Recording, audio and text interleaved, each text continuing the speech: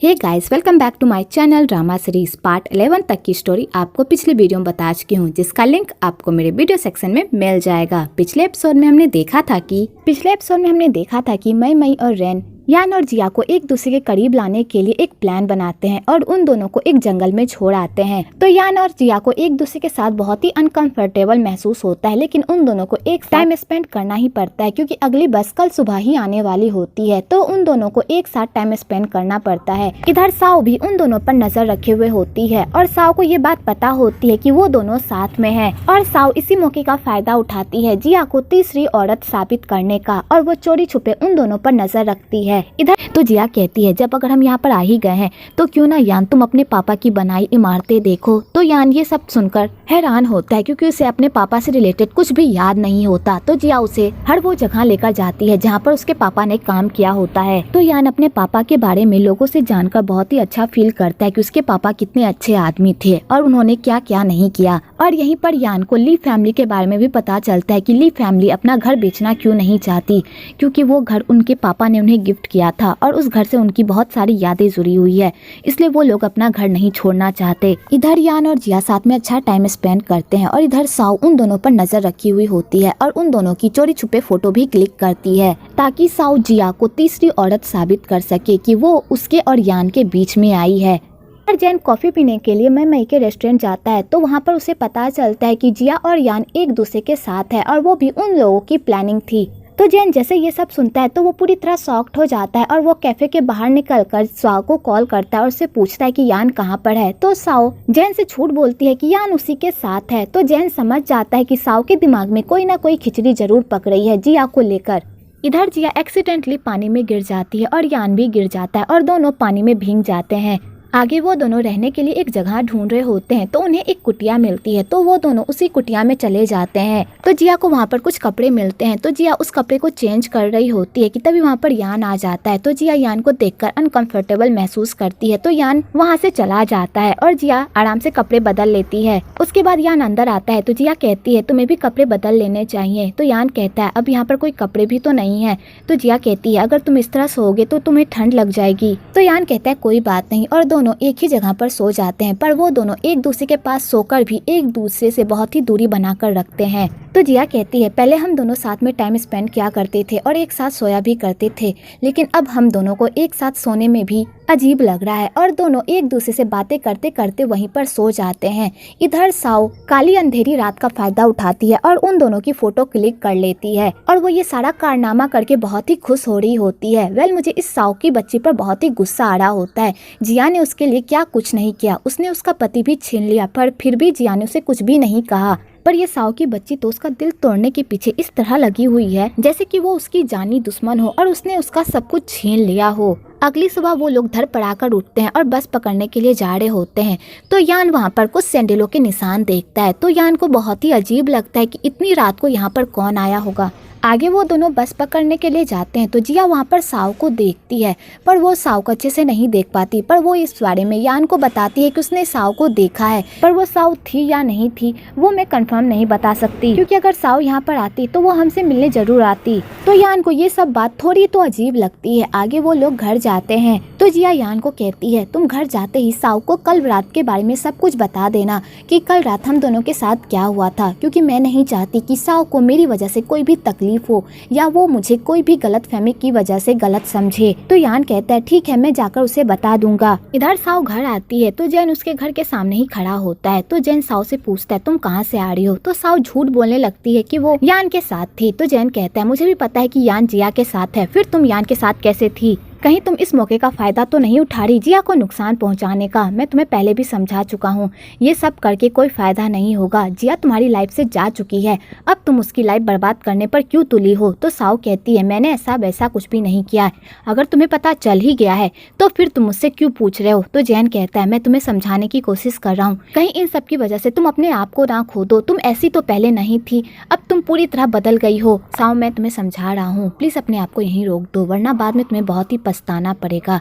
तो साउ जैन को अपनी ही बातों में फंसाने की कोशिश करती है, पर जैन उसकी एक भी नहीं सुनता और वहाँ से चला जाता है। इधर जिया घर आती है तो जैन उसे रास्ते में मिल जाता है। तो जैन जिया से पूछता है, कल रात तुम कहाँ थी और तुम्हारे साथ क्या हुआ? तो जिया जैन को पूरी बात बताती है। तो जैन जिया की बातें सुनकर समझ जाता है कि इन सब में जिया की कोई गलती नहीं है, और जैन जिया को साव के बारे में बताने की भी कोशिश करता है, पर वो हिम्मत नहीं जुटा पाता और वहाँ से चला जाता है और जिया को कुछ भी पता नहीं चलता। आगे जिया सीधा मई के पास जाती है। तो पहले मई जिया से माफी मांगती है, तो बेचारी जिया भी पिघल जाती है और उसे माफ कर देती है, पर जिया मई से प्रॉमिस लेती है कि वो ये सब हरकत दोबारा ना करे। आगे यान घर आता है तो साउ उससे बहुत ही अच्छे से बात करती है और उसे कल रात के बारे में कुछ भी नहीं पूछती। तो यान को ये सब देखकर तो बहुत ही अजीब लगता है। तो वो साउ से कहता है, तुम कल रात कहाँ थी, क्या तुम घर नहीं आई थी? तो साउ कहती है, कल रात मैं माँ के पास गई थी और उनके साथ बातें करते करते कब टाइम बीत गया पता ही नहीं चला। तो यान कहता है, क्या तुम ये नहीं जानना चाहोगी कि मैं कल रात कहाँ पर था? तो साउ कहती है, मुझे पता है कल रात तुम बिजी होगे काम में, इसलिए तुम घर नहीं आए थे ना। मैं समझती हूँ कि तुम्हारे ऊपर काम का प्रेशर है, इसलिए मैं तुमसे आज के बाद नहीं पूछूंगी कि तुम कहाँ जाते हो और इतना लेट क्यों आते हो।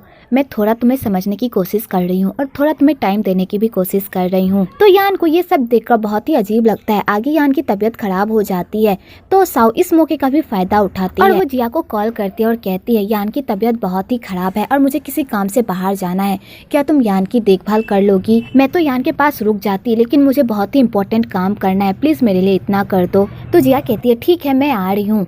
आगे साउ अपने शादी का सारा कार्ड ले लेती है और जिया के आने से पहले ही घर से बाहर निकल जाती है और अपने घर का दरवाजा भी खुला छोड़ देती है ताकि जिया आराम से अंदर आ सके और किसी को कोई शक भी ना हो। उसके बाद साउ सीधा ऑफिस जाती है और मैगी को वो सारा कार्ड दे देती है और कहती है, आज यान की तबीयत थोड़ा ठीक नहीं है, तुम जाकर उन्हें मेडिसिन दे दोगी।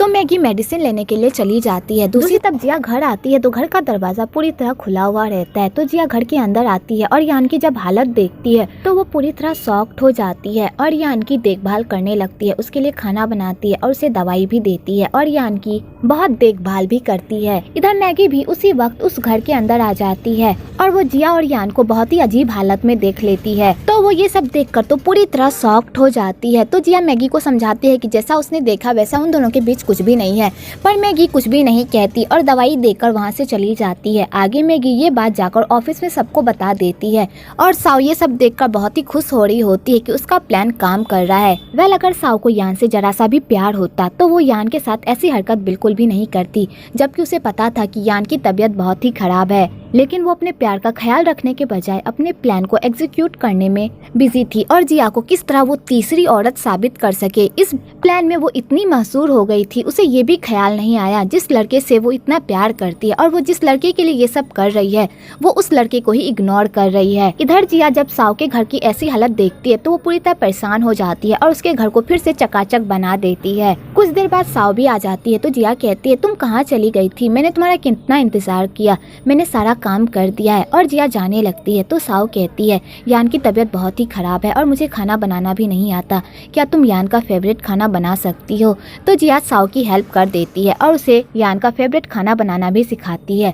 वेल यहाँ पर दोनों दोस्त एक दूसरे के साथ बहुत ही अच्छा टाइम स्पेंड करते हैं और जिया साउ के साथ बहुत ही अच्छा वक्त बिताती है। वेल आपको यहाँ पर दो दोस्तों की प्यार मोहब्बत देखने को मिलेगी। वेल जिया तो साउ से बहुत प्यार करती है, ये बात तो तय है। वेल जिया ने साउ के साथ जो भी किया हो, पर जिया ने कभी भी साउ का बुरा नहीं चाहा होता है, पर साउ का कोई भरोसा नहीं, वो जिया को तीसरी औरत साबित करने के लिए किसी भी हद तक जा सकती है, वो तो जिया को मार भी सकती है। इधर यान उस ली फैमिली के केस को लेकर बहुत ही टेंशन में होता है और उसने एक बोर्ड मीटिंग भी बैठाई होती है ली फैमिली को लेकर और उसने पूरी तैयारी भी कर ली होती है। इधर जैन भी ली फैमिली के केस पर तैयारी कर रहा होता है तो जिया जैन को कहती है, क्या मैं तुम्हारे साथ बोर्ड मीटिंग में जा सकती हूँ? तो जैन कहते हैं, तुम वहाँ जाकर क्या करोगी? तो जिया कहती है, कहीं ना कहीं मैं भी ली फैमिली से जुड़ी हुई हूँ और ली फैमिली ने बहुत ही अच्छे से मुझे ट्रीट किया है और मैं उन्हें अपनी फैमिली की तरह मानती हूँ, इसलिए मैं तुम्हारे साथ जाना चाहती हूँ तुम्हारी असिस्टेंट बनकर। तो जैन कहता है, अगर तुम्हारा इतना ही मन है तो फिर ठीक है, कल तुम मेरे साथ असिस्टेंट बनकर चलना, ठीक है? इधर साउ बहुत ही कस में रहती है कि वो फोटो सेंड करे या ना करे, पर वो अपने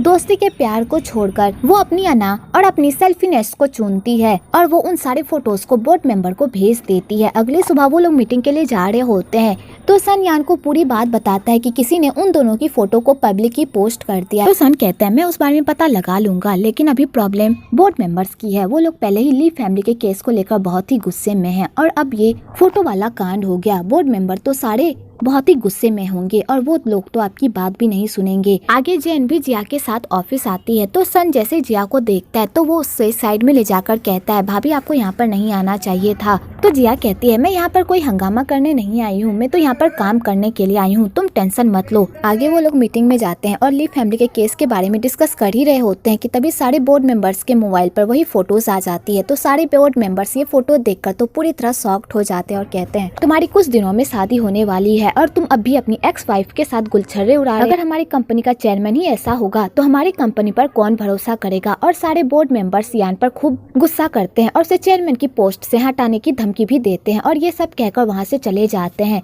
तो जिया जैसे ये सब देखती है उसे तो बहुत ही गुस्सा आता है और वो समझ जाती है कि ये सारा कारनामा साव का है। तो वो गुस्से से साव के पास जाने लगती है। तो जैन उसे रोकने की कोशिश करता है पर जिया इस बार किसी की भी नहीं सुनती और वो सीधा साव के पास जाती है। इधर साव अपनी शादी का जोड़ा ट्राई कर रही होती है कि तभी वहाँ पर जिया आती है और जिया साव को कहती है ये सारा कारनामा तुमने ही किया है ना। तो साव पहले तो इनकार कर देती है लेकिन बाद में एक्सेप्ट कर लेती है और कहती है हाँ मैंने ही ये सब किया है। तो जिया कहती है आखिरकार तुमने ऐसा क्यों किया। तो साव कहती है क्योंकि मैं ये प्रूफ करना चाहती हूँ कि मेरे और यान के बीच तुम आई थी, मैं नहीं, और हम दोनों की लव स्टोरी की तीसरी औरत तुम हो। अब तुम्हें पता चला कि तीसरी औरत होना कैसा लगता है, लोग तुम्हें किस किस नजर से देखते हैं, अब तुम्हें सारे लोग उसी नजर से देखेंगे, तब तुम्हें पता चलेगा कि मुझ पर क्या बीती थी। तो जिया कहती है तुमने बस मुझे एक तीसरी औरत साबित करने के लिए ये सब किया। तो साव कहती है हाँ। तो जिया को बहुत ही गुस्सा आता है साव पर और वो साव को खींचकर एक थप्पड़ मारती है।